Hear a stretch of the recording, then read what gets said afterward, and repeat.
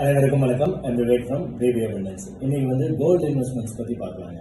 Of course நம்ம கோல்டை வந்து ஆர்னமெண்ட்டாவோ இல்லை காயின்ஸாவோ கண்டிப்பாக நம்ம ஆல்ரெடி பர்ச்சேஸ் பண்ணிட்டு இருக்கோம். அது ஒரு இன்வெஸ்ட்மெண்ட் கிளாஸாக பார்க்குறோம். But most of the times survey என்ன சொல்லுதுன்னா, கோல்டு இன்வெஸ்ட்மெண்ட்டுக்குன்னு நம்ம வாங்குறத விற்கிறது இல்லை அப்படின்னு தான் சொல்கிறாங்க. That is good. ஏன்னா that is an asset which is always ஒரு பேக்கப்பாக நம்மளுக்கு ட்ராவல் பண்ணிகிட்டே இருக்கணும். But in terms of appreciation அது மற்ற அசெட் கிளாஸஸ் இதர் ரியல் எஸ்டேட்டோ இல்லைன்னா ஒரு ஈக்விட்டி அசெட் கிளாஸ் விட பெட்டராக கொடுக்குதான்னு பார்த்தீங்கன்னா இட்ஸ் எ கொஸ்டின் மார்க் தான்.